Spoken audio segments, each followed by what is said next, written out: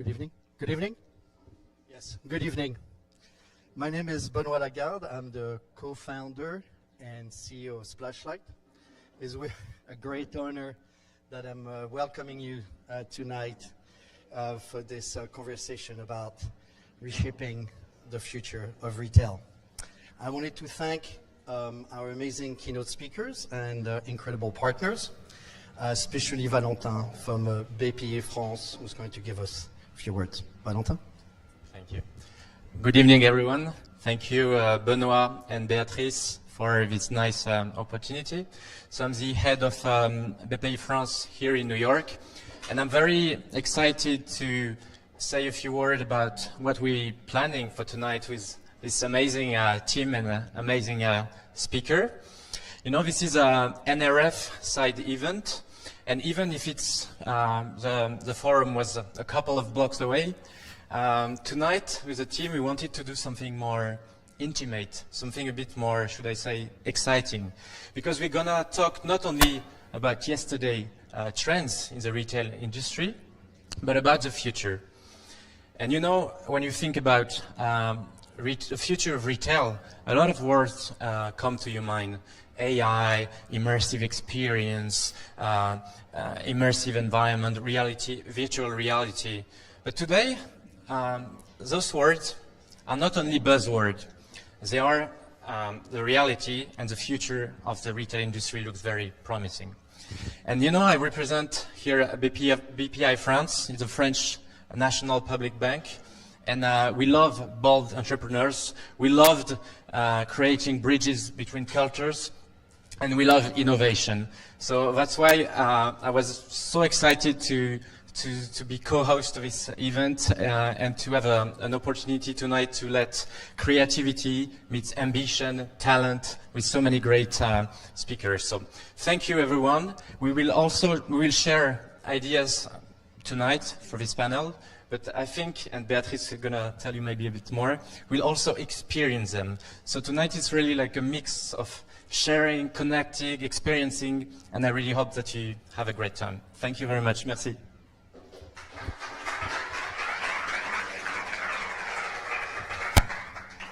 Thank you very much, Valentin. Before I introduce you to the next speaker, this evening is a hint of what's going to happen in 2025. It's one of many to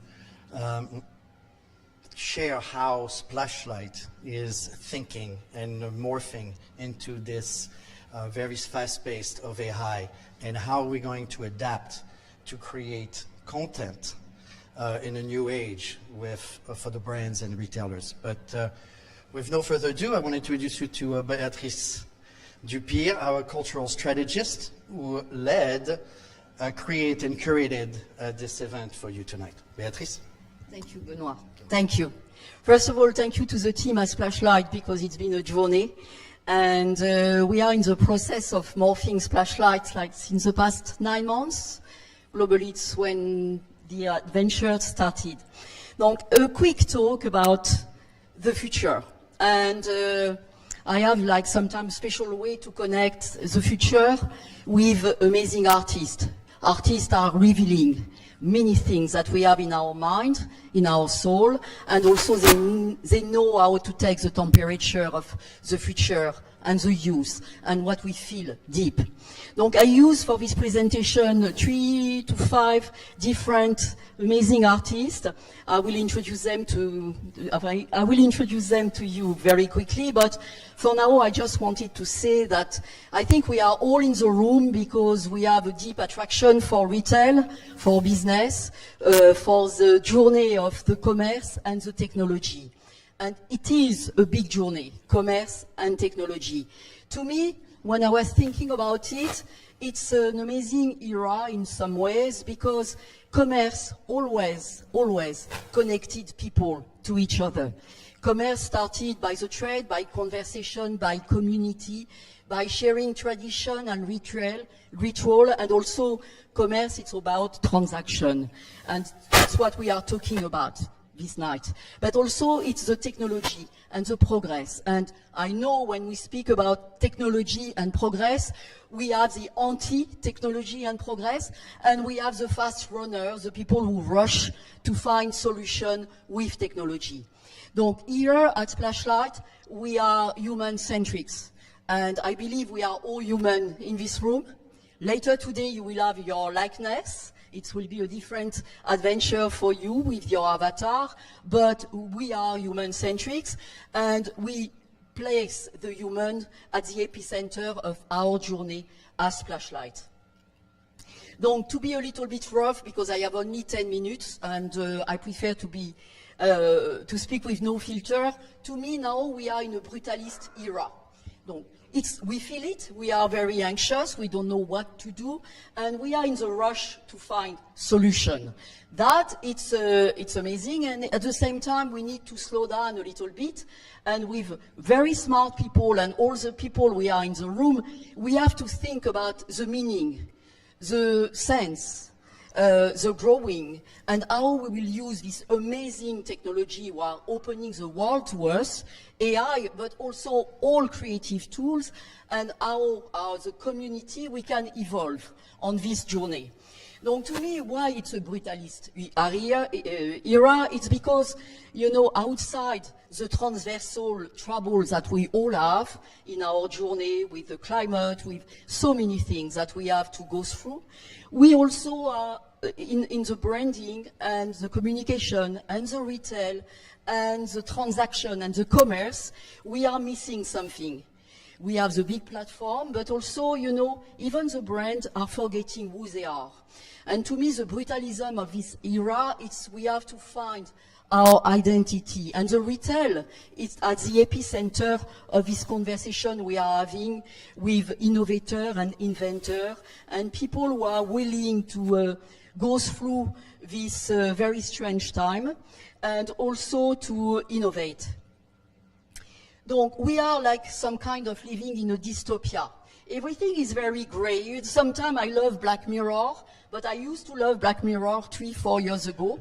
And now we are crossing Black Mirror. We are inside. We are the actor of Black Mirror. And it's very strange to exit of it. Donc, what I imagine, and let's come back to the commerce, it's about the brand. What the brand has to say about themselves. What is the culture of the brand? Outside the act of the transaction, the happy ending is not only the transaction. The brand has to bring identity, emotion, and they are able to speak about their culture. Donc, here it's an example with a few artists, but the idea of how we escape from the dystopia.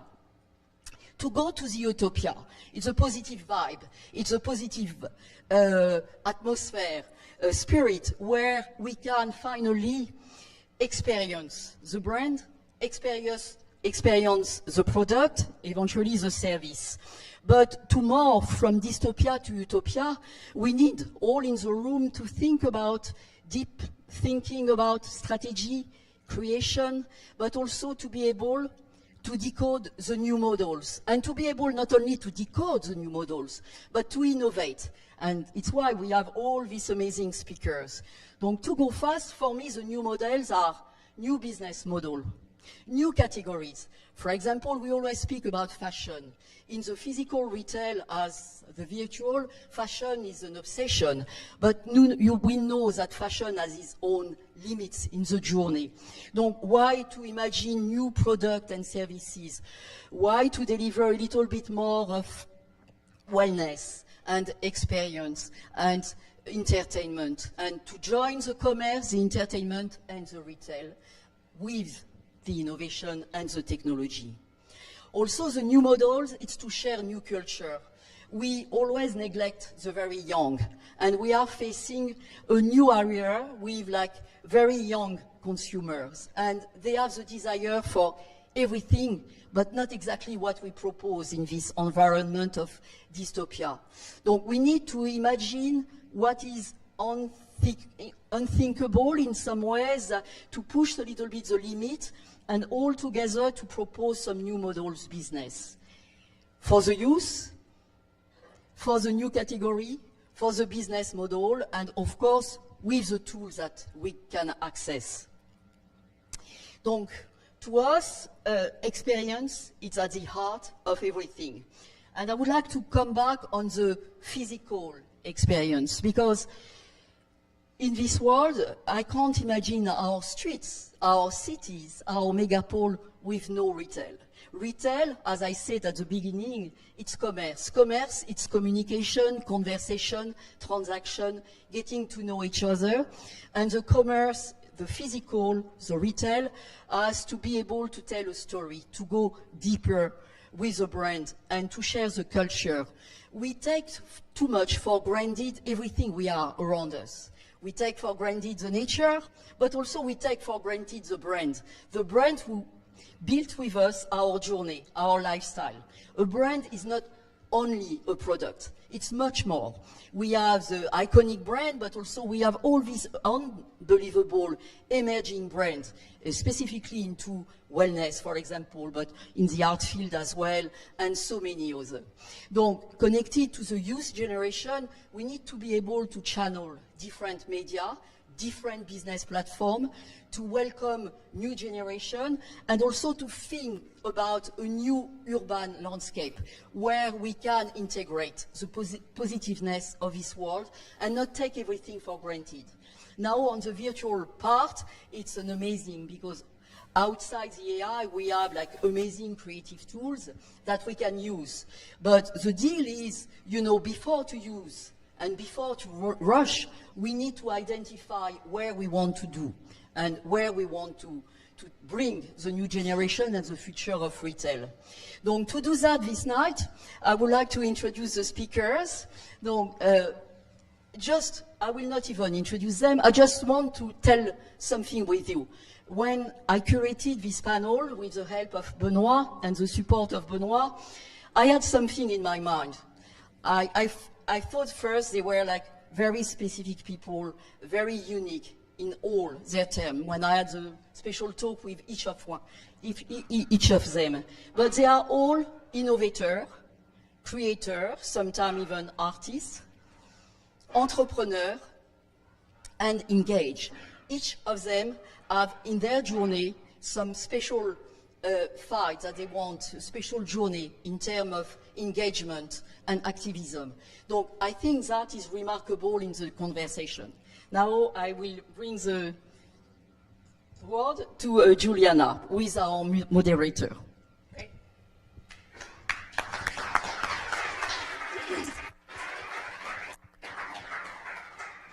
Wonderful. Thank you, Beatrice, for setting us up for this conversation. I think really inspirational to think about all of these different themes that are coming together that are going to shape the future of retail. So, and I want to thank Splashlight for hosting this event and all of you guys for attending here. I think it's going to be a really amazing conversation. Again, amazing panelists, each with a different point of view and I think a different perspective on the future of retail.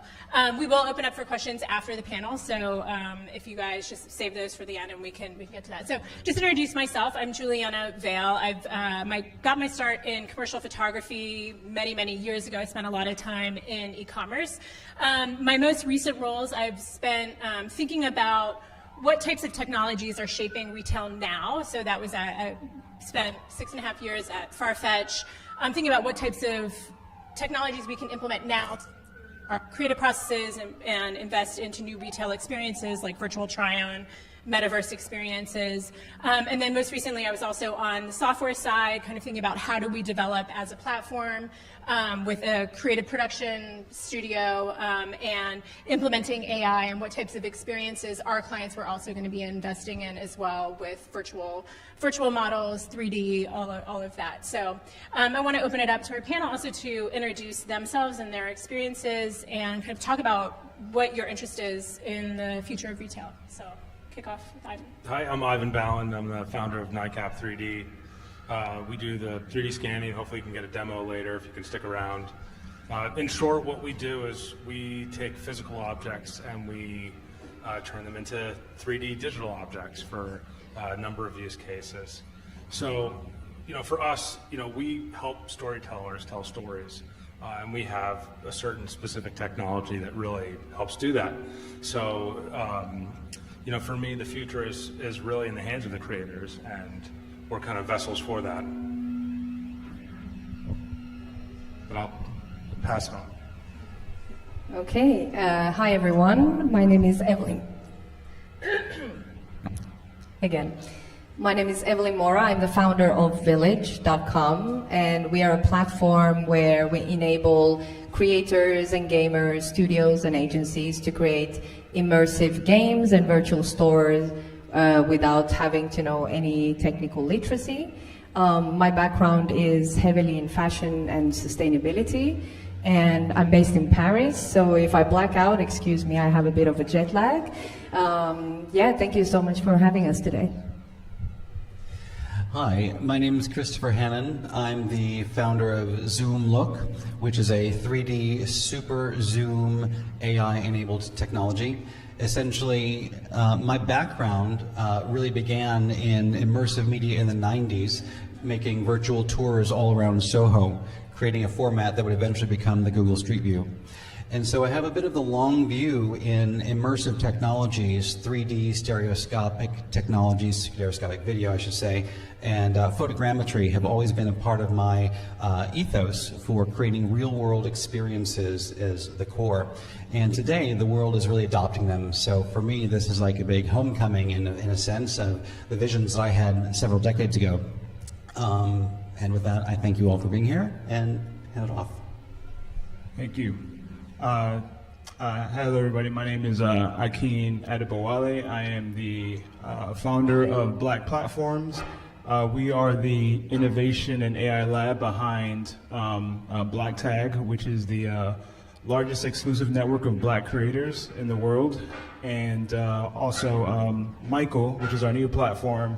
Essentially, we build personal language models, and we enable creators and users to manage, monetize, and monitor their likeness and personal data for use in AI applications. My background is in fine art and computer science as a multidisciplinary artist and also a software engineer. And my interest in AI is empowering people, especially creators and artists, to fully leverage this technology and empower themselves and own it in what's turning out to be a very, very apparent future in this space. So that's what I do. Great, thank you guys. So to start off, I kind of wanted to take us back in our Wayback Machine, being a child of like the 80s and the 90s, and thinking about where retail started, in terms of my lifetime, even before that, obviously, and where it's shaped today, and kind of, like to get your perspective on what are the elements that are shaping, that have continued. It's very ominous. What are the elements that are kind of shaping our retail experience today? Like, what are the threads that we can pull through from, retail beyond the ages to today? So I think technology is like an interesting one to start with, but what other elements should we be thinking about as we're framing this conversation about retail? So we are just gonna have a conversation, right? So we can just jump in. Great. Free form. Yeah. So I remember, I'm a millennial, I was born 92, and I remember what retail meant to me, and it was all about, someone's trying to get in. The heat's coming on, welcome to New York. So I remember retail being all about, obviously it still is about self-expression, but stories and stories of brands were something that I really was enchanted with. Quiet, Siri. So now I feel like it's not the case anymore, because brand stories, what brands are all about, which is their stories, I feel is no more relevant. I feel like we are tired of hearing that same Cinderella story of brands, and we no longer want to essentially be part of it or associate with it or make that part of our own identity. So I feel like hyper personalization, or essentially making something yours and adapting it to you, is something I'm very excited about, and I focus on my work. But I feel like the story has changed from, hey, here is the story of Celine or Louis Vuitton, to what's Evelyn's story and what can I take to make about me and my story. And I think along the same vein is the focus of social media and the creator culture, in that people are creating their own stories, and that the brands are starting to really reflect the stories of their customers, and it's opening up a sort of a convergence of media. As let's say Hollywood kind of diminishes a little bit, we have now the explosion of everyone everywhere making cinematic content, and brands tapping into that, I think, is absolutely the future. And don't you think that influencer culture that began X years ago kind of started that, no? Like, you take a brand and make it yours, and now I follow X so-and-so, and now because she is wearing something, it makes that product and brand story about her, I'm convinced, or I'm buying it from my peers rather than the brand directly. Right, but then now when we add generative AI as a tool that the end consumer can use, perhaps we're going to be seeing in the next 3 or 5 years brands who are making clothing on demand for their customers that they're sharing through social media. Yeah.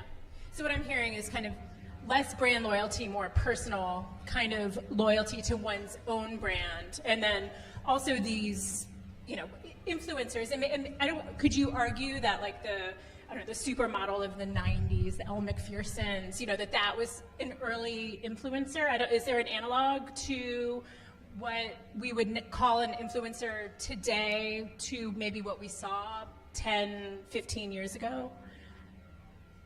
I don't think so. I think it's different. I think Yeah. it's something that really came out of social media and the internet, and the expression Yeah. that we can have with the internet as the platform for everyone to get together independently with anyone that they want in the world.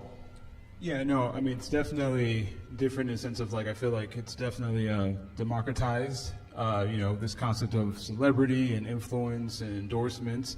And it's become an industry, and I think that's a major difference there, where it's like, this is like, it's probably the most effective form of marketing to date, right? Which is, and that's all the characteristics of the new industry, which is really exciting, and it's only getting bigger. So Yeah. I absolutely agree.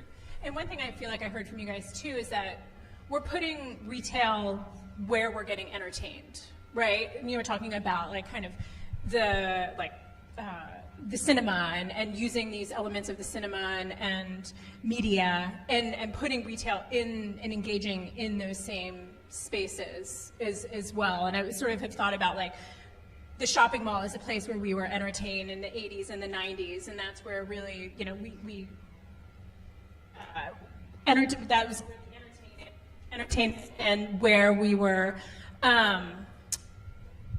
congregating like with our communities. And now we have new spaces where we're congregating with our communities, be it social or elsewhere now. Right. And I would say that also we're finding that the gaming archetype of multiplayer gaming is still just very much in the newer stages of development with retail, but the sort of standardization of 3D scanning of products and making available 3D assets to people to use in their multiplayer games as a social creativity, I think is also going to be coming forward quickly.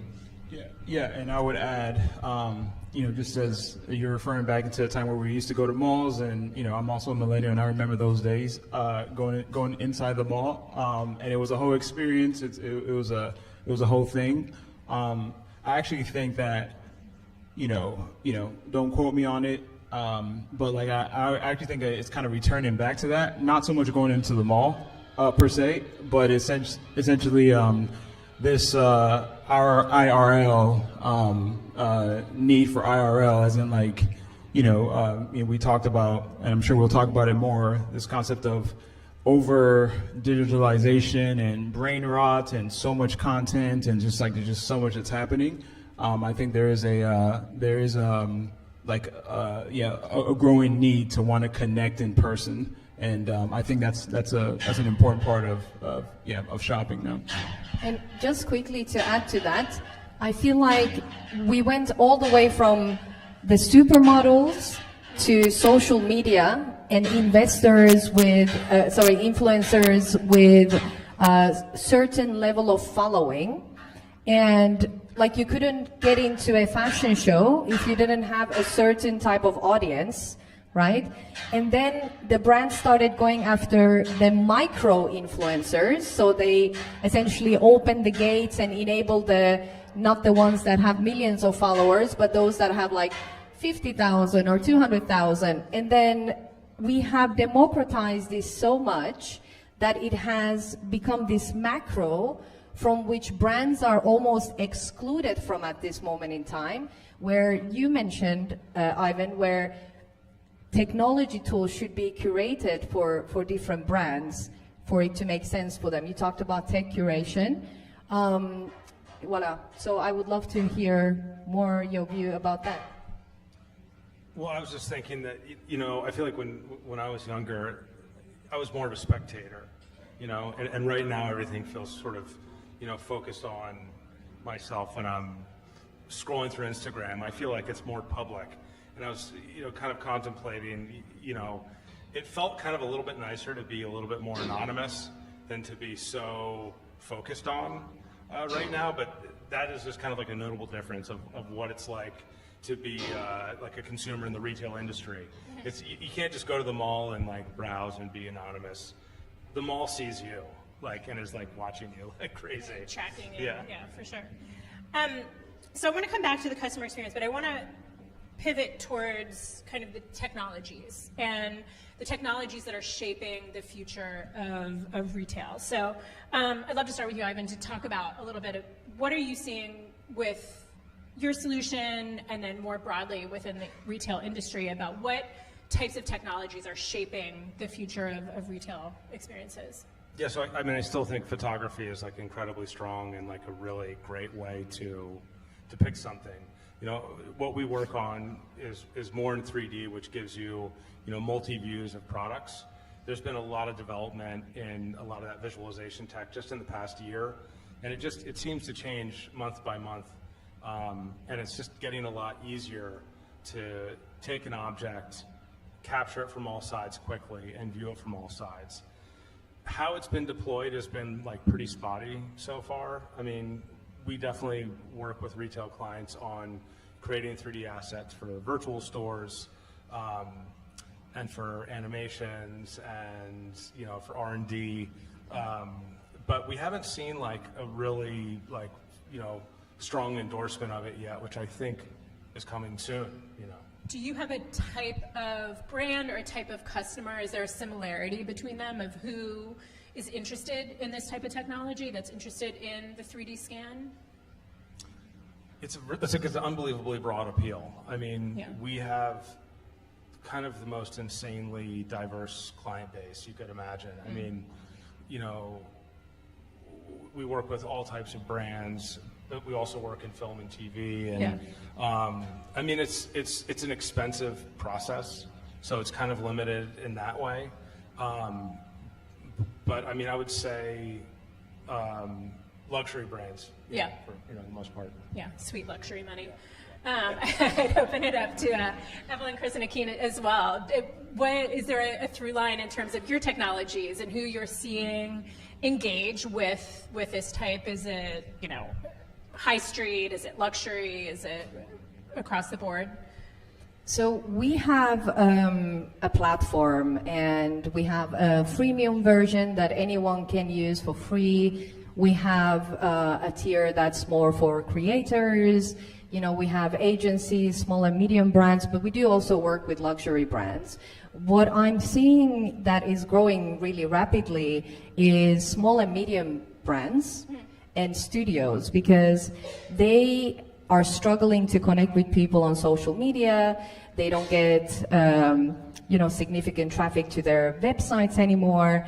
the content creation is super expensive. They create lots of content, they invest in it, but then they don't get any engagement that is significant. So those are the users that come onto our platform and create virtual stores or showrooms or, you know, video games, and they can have multiple touch points, whether it's, you know, goggles, Apple Vision Pro and VR, or my favorite, which is mobile and browser on cloud experiences. And then they get traction and they get to start communities, and they find really interesting data that, oh my God, this is a really interesting market for us, and they see a real ROI. And this is something really exciting to me, and also just to enable creatives like people who go around New York and tag, you know, graffiti. I'm a big fan, you know, I've never done it, but whatever. And like just artists of all kinds to come in and really kind of make technology, and immersive technology in particular, accessible. So to finish up, I feel like for me, innovation is about enabling people to access that technology, so lowering the access to, or barrier to entry. Yeah, and speaking of lowering the bar to entry with immersive technology, that's one of the goals that we have at Zoom Look, because what we're doing with Super Zoom for typically analog kind of media, photographs, video, is that we make it immersive through the Super Zoom dive into the content. And with the thought of the product detail page being the final place where people go from wherever they're coming from, their funnel may be from social media, maybe it's from here or there, but once they get to the product detail page, our goal is to unify all of the different media formats, from 3D assets to video, 8K video that you can zoom into, and of course photographs that really show the actual reality of what you have all in one place. That's kind of our approach, and we're finding pretty good success with it. Yeah, no, I mean, likewise. I mean, it's interesting to your initial question around, you know, the type of technologies that is kind of like driving retail right now.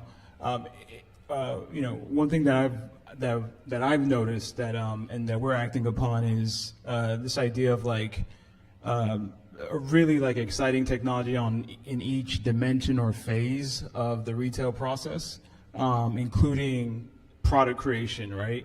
You know, I think Raspberry AI raised like 28 million Series B or A. 24, right? 24, yeah, or yeah, something like that. Yeah. 24.2. A lot of money. They raised a lot of money.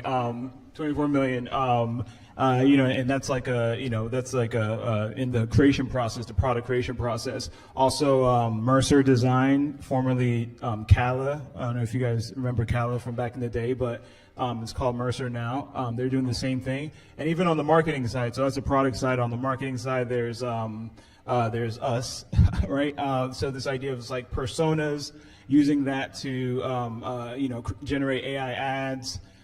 Using you know,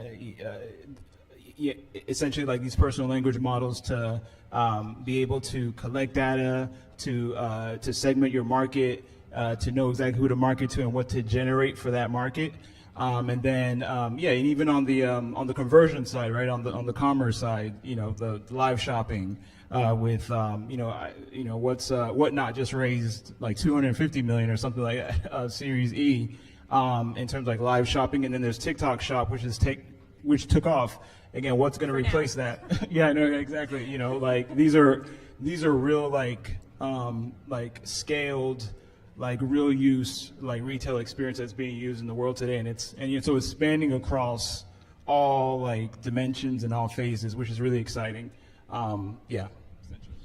Yeah, and I think what I'm seeing too, and I think you're explaining like this sort of supply, like digital supply chain, sort of retail supply chain from creation, design through the marketing phase. And there's all of these different technologies that are kind of popping up to fill the need of the consumer in these spaces. I think, and I'd be interested to get your opinion on this, maybe going a little off script, but I feel like a lot of them, there are single point solutions that work really, really well.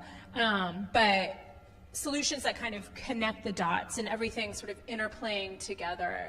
I'd be interested to know what your opinions are in terms of how all of these solutions are functioning in their like interoperability with each other. So just a quick question again.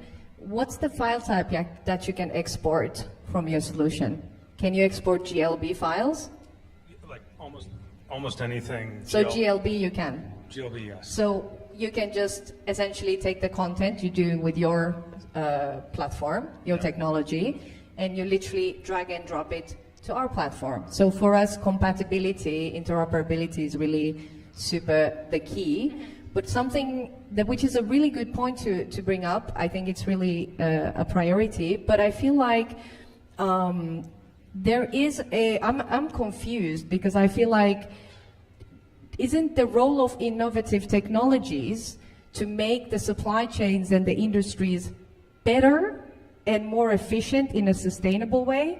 But then why? Because we criticize Shein and how do you? Temu, yeah. That and then at the same time we kind of use these innovative and cutting edge technologies to speed up and kind of go faster and go to the opposite direction, whereas we're not necessarily using them to improve things. I don't know if that, yeah. I think that one of the challenges that we have is, from the retail perspective or the brand perspective, is that brands are implementing single technologies in single ways and testing them in a very slow manner. But what we actually probably need is a more of an integrative approach, so that we're blending multiple technologies together. And I think that what's happening here, perhaps at Splashlight Studios, is a good example of the integration of different technologies and creating a sandbox or a place to play, to experiment, and to find new things, because really innovation is about play. It's about exploring new things, because you don't know what's going to work until you try a few things. And one of the things I find lacking in the retail space is that there's not much room for play within the companies to just try things. Yeah. So perhaps one thing that in the marketplace that will emerge in the coming maybe year or so is a new kind of platform that actually is synergistic with not only technologies, but also culture and communication, the sort of arts that we're talking about, this cinematic experience that we're all making on our cell phones, and commerce, so that we can add that sense of exchange and meaning and value in what we're doing, because we all love telling stories and we all love feeling that we're a character in our own movie. And as we create this sort of like theatrical experience through digital media and social media, that I think that an emergent platform is bound to come up that's going to be able to facilitate this. Yeah, because I mean, in my experience, having worked most of my career in so-called like fashion tech companies, right? There is this ethos of being agile and test and learn and A/B testing and all of that. But in the end, it's like a very expensive proposition in order to actually invest into these type of technologies. And effectively what you're doing is betting on the customer experience. You're betting that the customer is going to have a positive reaction to it. And I think, Evelyn, you sort of touched on this, but it's kind of like, okay, let's take like a little bit of dip into the technology. What is the traction we're getting from that? And then can we, do it with, 30 items in a small market? Then can we do it with 100 items in a little bit of a bigger market? So I'd love to talk a little bit about that, like end customer experience, that end sort of reaction, and hear from you guys about, with your technologies or with the work that you guys are doing, how is the customer responding to all of this new technologies, the new innovations? I feel like the trial and error and the experimental time already passed, and I feel like I'm actually low-key super excited about the geopolitical crisis, because I feel like it is actually bringing real demand, real problems to the table, and it's going to enable anyone working and providing cutting-edge technologies to really dip into that and solve those problems, because we keep talking about like physical and digital, and now I feel like this year 2025 is seriously the tip of the iceberg, where we're going to see how tech, and particularly immersive tech, is going to really seamlessly marry into the physical space, where it's really, the conversation has always been about this or that, like physical or digital. But the question is like, how do you curate the tech tools to find the right type of innovative technology to marry with the type of physical experience that people now are really focusing a lot on. So that's what I would say where it's going. Yeah, and I would definitely say that on our side, this type of technology and like the specifically AI, we work a lot with creators. Like that's where creators and artists. That's like our focus. And in terms of like their response, it's really interesting to see their reaction when you give a creator and artist a sense of hope that they too can control the future of AI, right? Because everyone's scared. Everyone's scared of losing jobs. Everyone's scared of being replaced, and things being done for a lot cheaper. So for us, when I talk to a creator, when we talk to artists and say, look, we are building something in which you can own, you can monitor, you can monetize, you can manage your likeness, your licensing, use of it anywhere. They feel in control, right? Essentially. So I think it's about talking to creators and talking to users and letting them know that they too can be empowered by this technology. And it's always a really great sense of hope. Otherwise, it's what's happening now, which is protesting and a lot of not so great sentiments. There is an interesting group of young people and artists and creatives who are very anti-AI and who are very anti this rapid drive towards the future. And I think that's something that we should definitely take note of. Yeah. Technophobes. Yes. Technophobes. Technophobes. Yes. I have to agree absolutely with what you're saying, and that fear factor is something that I really recommend people getting over, especially with AI. For me, I was never really afraid of it, but I thought I don't need to use it because I can do this stuff myself. Now, over the past year, from my perspective, I found that by embracing AI, I am so efficient. I am absolutely, for me, moving to another level. And I think that if you embrace it and don't think of it as this thing that's going to get you, like we've been programmed with the Terminator and Matrix and such, but use it as your ally, because it's almost like having your own full stack developer at your beck and call at any moment to write a whole new program. I mean, not quite, but kind of. So if we embrace it and treat AI in a sort of personal way, and of course there's AI, is it alive, is it conscious? We don't necessarily need to worry about that, but I find that if you actually engage with it as if it is, it works better. And then it gives you results that surprise you. I mean, it can even make comedy. I've had ChatGPT make some stand-up comedy, and it was actually really funny. I mean, I wasn't expecting it, but it's all out there. I think that the AI tools will become the glue that allow us to use the 3D VR and tools that we have. Yeah, I guess what my question was also going to, sorry, and I'll let you talk. Does the customer care? I guess that's what I'm going towards. It's like, we're here in this echo chamber, we're all invested in the future of retail. Does the customer care whether or not something's made with AI or not? Do they care, If it costs less. Yeah. I mean, that's the most sentiment I've gotten lately. Is they want it to cost less, and they expect AI to make it cheaper. And the way I was thinking about it is can they tell, and do they care?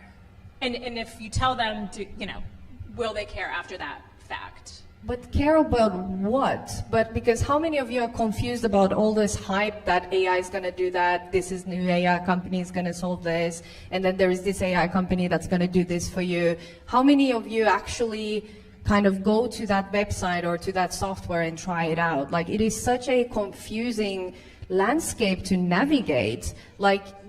The hype is so misleading, right? I use ChatGPT and Luma AI, but that's pretty much it, So how do you navigate with a number of them, and it's very difficult to navigate. You just have to jump in. You have to experiment and find what you like across the different, generative AI, upscaling AI, the world generating AI. What's going to come out this coming year in terms of the powerful desktop systems that will have the power of a giant large language model that is like ChatGPT is going to be a game changer.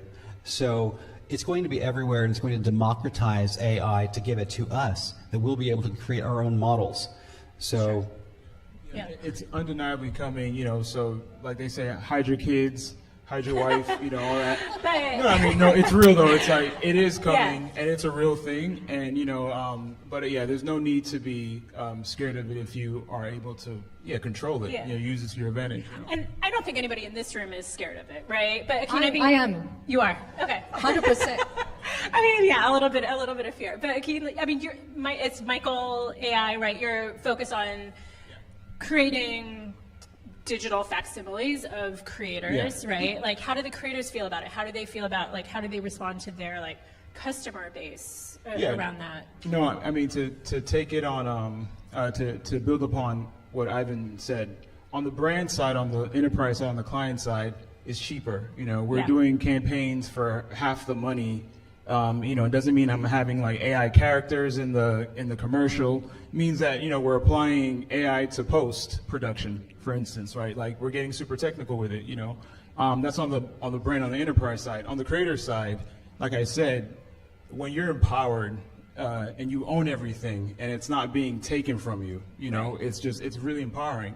A lot of people reference the 2000s with file sharing music, right? Essentially, where you have, obviously, like, I don't know if you guys, again, I'm a little old, so I'm like Kazaa, and I don't know if you remember Kazaa or LimeWire or any of these, like, Direct Connect or any of this stuff, but like, you have this, like, the record companies were suing like teenagers and things like this, and it was really crazy. And then a villain in disguise, again, no offense to anybody here who may be affiliated or works at Spotify. Spotify is definitely great. I use it. I pay for it. But this to the artist, this villain in disguise came and said, I'm going to save you from file sharing, and we're going to give you the software where people are going to pay for your music. But okay, you're not really making any money from that, right? Like, now they're not making any money from that. So when we talk to an artist and they know, we can be at the foundation level of this technology, we can control the algorithms. The algorithms can be built upon how we say, how I want to license my image, how I want to use my voice, how I want you to use my voice or my likeness, or how I think, or my knowledge. It's really empowering. So on the artist side, give it to them, let them own it, let them manage it, let them monitor it, let them monetize it, and it's all good, And on the brand side, just let it be cheaper, as Ivan said, Yeah. And this is also where the blockchain will come in, because the whole thing of NFTs and cryptocurrencies, or pump and dump, and people losing all this money, the actual purpose of blockchain that makes sense is for controlling the rights of the use of AI properties. It's a great use case. Blockchain allows you to create a seed, and then every variation of that seed is recorded on a blockchain, like an Ethereum or whatever blockchain that you use. So yeah, essentially, blockchain is really, really important as a use case in this field. Yeah, makes a ton of sense. So I wanted to go into something maybe a little bit more like directly topical to kind of what's happening in the ethos today. I think we're seeing a lot of the tech companies kind of break down what it means for having authentic content, facts, and a lot of these same companies are now these monoliths within the retail space. So I'm thinking like the Googles, the Amazons, the Metas. They have a big role to play within that. And then at the same time, I think we're also seeing kind of the breakdown of some of the DEI initiatives and the representation that we're seeing, that we've sort of spent a lot of time, and I think technology has a piece in that. And Akeen, I know you're specifically focused within this subject. So I'm curious to know, in terms of where you see for the next, 2, 3, 4, 5 years, like, is there a long-term effect in terms of representation within retail specifically, with a lot of these legislations that are happening? Yeah, no, I mean, yeah, it's really. I'm trying to see how spicy I want to get on this topic, but Spicy. but it's so it. The first thing is, it's not going to age well, right? Essentially, what's going on right now, the anti-DEI anti-woke. What does woke even mean in this landscape? It's not going to age very well. So I would say if anybody has any association, any control here, or any sort of mentality around this that's maybe anti this or whatever, just don't drink the Kool-Aid. The Kool-Aid is very powerful. It's very influential, as you can see. But don't drink it. It's very it has a half-life. And don't be a crusader, right? Essentially. So, to answer the question, it's not gonna, there's gonna be a time where you don't want your children or the young people to be making excuses for the decisions of their guardians or their fathers and their mothers and who their bosses are or their employers are. All right, so we don't think it's gonna last very long. People are gonna revert because ultimately you can't build systems without representation of black people, brown people, and women, right? And also it's just not smart, right? It's bad on the dollar. It's lower revenue. Black people alone, black consumers alone represent 1.7 trillion spending power. When you kill DEI or kill multicultural targeted programs, you are killing your revenue, right? So you don't even have to care about black lives. You don't have to care about women. You don't have to care about queer lives. Just care about your money, right? Green is what counts, so it's just not smart. It doesn't make any sense.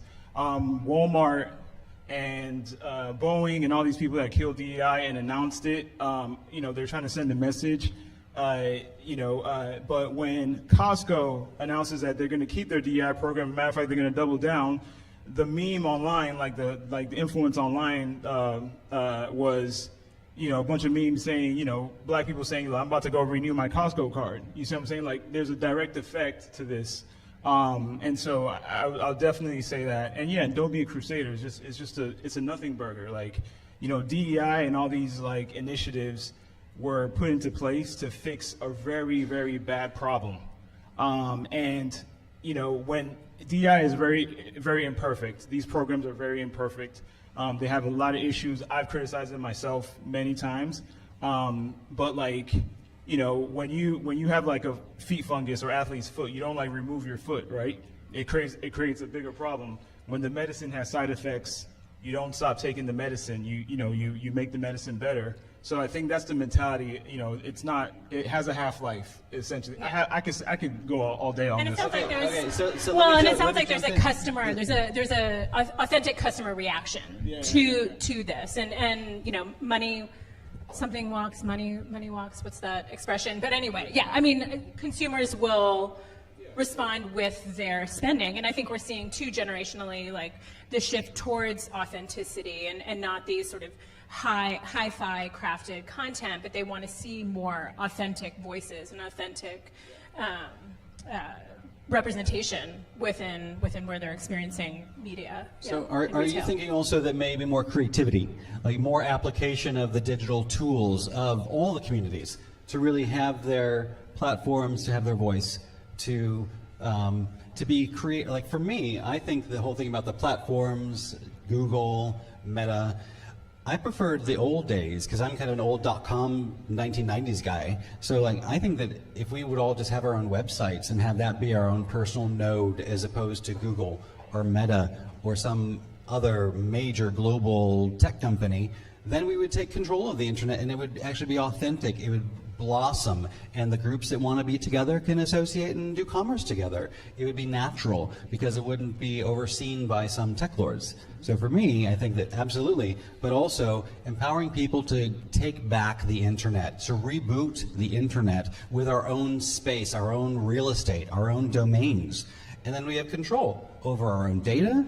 It's a .com, it's for commerce, it's for communication. And that goes back to the blockchain, right? That goes back to the blockchain argument, which is probably, 5-10 years off. You've got to rebuild the whole internet in order to support that as a platform, right? I think blockchain is all nice and cool. It's a great vision. One thing though, we have a lot of work to do, and why I love to be here today, other than the obvious reasons, is that this event was electrified and kicked off by a governmental organization, BPI. So these tech lords and governmental bodies need to collaborate, and there are governments that are extremely proactive and are enabling these types of conversations to take place. If we don't kind of evolve together, and finally, I mean, probably it's been 2 decades that I've seen the fact that the private sector is just unable and unwilling to work with the private sector to push things forward and actually make things stick, which is, to me, way more powerful than blockchain technology, because you have all these people left and right doing their own chains and here and there. But for me, it's really about these types of events and enabling collaboration, not only between different startups to be interoperable and to collaborate, but also to have that public sector collaboration and pushing for that. I think that's the only way we're going to actually evolve. Feels like there's a long way to go there, but I think this is, certainly events like this are a good way to kind of start the conversation and to have great sponsors and people to help bring this conversation together. So unfortunately, we are running out of time. This went so fast in terms of great conversation. We do want to open up for questions. If anybody has any questions in the audience, we have one. Oh, sorry. Okay, you can go after him.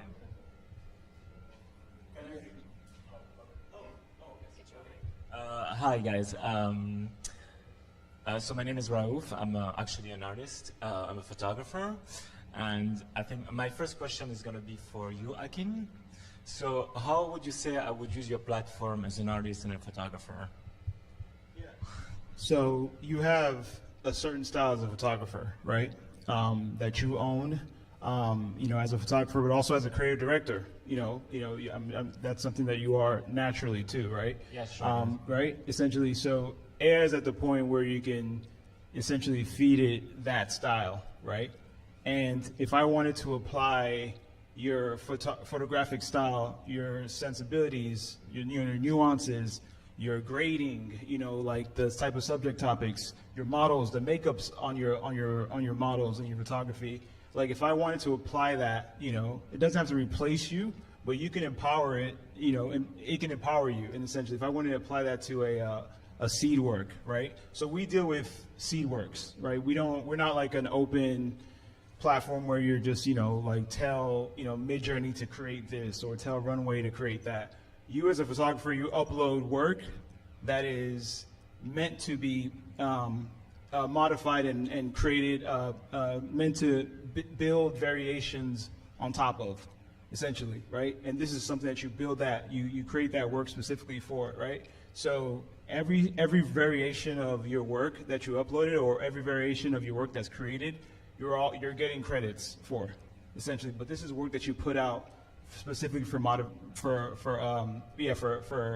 creating variants out of, essentially, right? So it's full control to the point of like the base work, the seed work, the source work is yours, and you put it out there to for people to generate from, right? So we know it's you, right? So it's not just your somebody's version of you, essentially. Okay. Yeah. And so then the next question would be, so does your platform would protect my work, like basically the data, or? Yeah, your data is fully protected.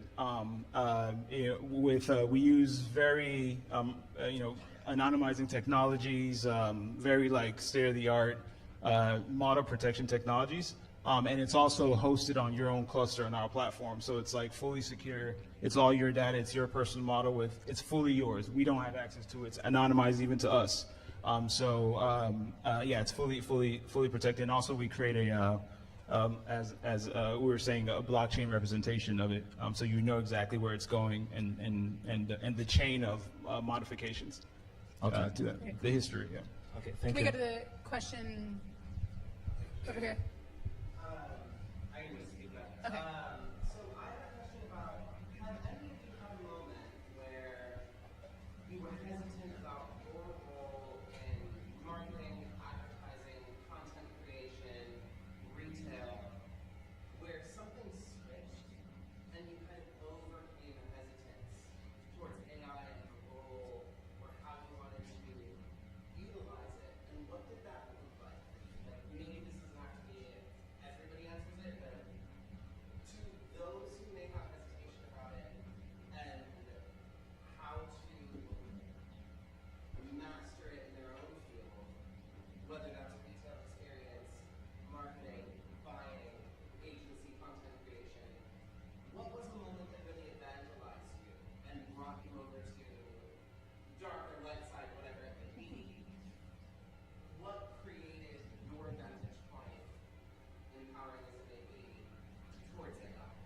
Great question. Yeah, So- good question. Yeah, so for us at Village, I guess, when we started, we did like 7 figures with big brands, and it was all about sell, sell, sell, sell, sell, sell more. And, you know, you had hundreds of thousands of people like just buying from the digital world. And at some point, for me, in parallel, the AI started, the hype started really taking off. And then suddenly it was all about speed and, hey, you can just add few prompts here and there and you can create Atlanta or whatever world that you want to create. And for me, I just wanted to kind of check out from that kind of fast creative process because it didn't really make sense. I feel like the tool that we have today, it's already fast enough, you know? You don't have to make it faster. And I find beauty in the creation process, you know, and creative output. So what I wanted to do and what we did actually was give everybody here their own AI agent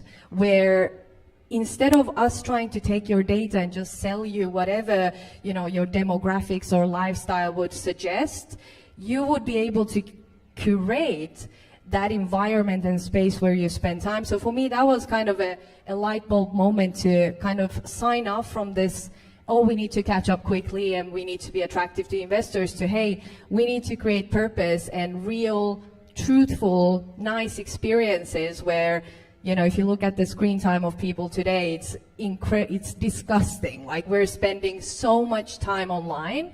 So the question I'm trying to solve now, I'm crystal focused on that, is how can I bring quality and value to that time that is your most valuable asset in your life with the work that we are doing. What I hear you saying is like this idea of like scaling up personal time for the consumer and scaling down like people power on the investment side that's still achieving the same kind of personalized results. Am I capturing that? Honestly, I didn't get anything you said. That was too, I've been too long in France, so sorry. So it's about like maximizing the value of your time for you rather than using your data and essentially doing what the tech lords are doing, is exploiting your data and essentially feeding you the algorithms that don't necessarily are meant for you, but for their benefit. She looked at us when she said that. We do not exploit your data. She looked over at us. I'm not the tech lord. Not yet, at least. I'm really not the tech lord. But if I can also kind of riff on where you're going with that, because mine is more of a personal journey when it comes to AI. Like I said earlier, I was never really a big, proponent for AI. Kind of let it sit there for a while, let it mature. And then I found that once I started using it creatively, I found that, for example, on a very personal creative note, I have a long fictional story that's been kind of percolating for about 30 years. It's kind of extensive, but I decided to spend a little time with generative AI to start developing some of the characters, just so I could see something and so I could generate something that I can, choose between and just cultivate visually. And I found that it was fantastic. And it was really, really coming close because I was spending the time to get nuance with the communications with the AI. And then I started using it in other veins, like doing market research and working on business plans and whole business models. And I'm realizing, wait a minute, like with this, I am doing a lot more, a lot faster. Like I can do in a day what would normally take 2 or 3 weeks in some cases. So my recommendation is jump in, see what works for you, and just use it to enhance you, not for any other purpose other than to cultivate your own ability to create.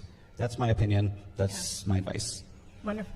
If I can answer, I mean, I think it's such an important question, and I want to use this opportunity to say, to not scare people, but to just like encourage people. The industrial revolution that is AI right now, specifically the generative AI revolution, is pretty much like 3 pillars, right? And you probably heard this. It's data, compute, which is the algorithms.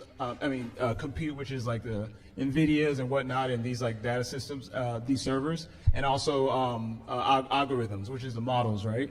Out of those 3 pillars, the one democratizing pillar is data, right? And there's an urge to say, if you want to own a piece of this, the one that everyone can be a part of, individuals, nations, community, is the data that you contribute to the generative AI space, right? This revolution, right? So it's an urge to say, look, let me own the data, let me own my data, let me own my piece that I contribute to this thing, right? And it's all about ownership. Ultimately, it's about owning it to your own advantage. It's the one democratizing piece in all of this. We don't have NVIDIA money. You know, Jensen got money. We don't got that type Speak of for money. yourself. I'll take some of that money. Yeah, some of y'all might. And, you know, we don't have hundreds and hundreds of millions of dollars to put into to train foundation models. What you do have is your own ideas, your data, your skill sets, your knowledge, your likeness, right? That you get to own and you get to benefit off of in this industrial revolution. Also, AI is kind of best at things that you know. You know, if you're a subject matter expert, you know, using it to your advantage and things you know is going to help a lot more. And that's what I found is like, it hasn't really done much for 3D yet. And I think it's because it's too complex a field at this point. But that's why, I mean, I would say in like the peripheries of a business, it can help in some ways, but it's not really a 3D tool yet. It's still a 2D tool. Yeah. I think you've asked the best cocktail hour question that we have that I think everybody can take and ask each other after this. So I think we're out of time, unfortunately, but thank you all for all your questions. Any other questions, feel free to come up to the speakers during cocktail hour, food hour. But just want to thank the panelists for a really great session, really good conversation, got into really beefy topics, but very good topics. So thank you all. Juliana, thank you very much for moderating this panel. It will be much more coming. Now we have a cocktail and food, and also we invite you to discover our showroom of the future with the scanning ring. You can get your likeness if you wish, and we can start the conversation.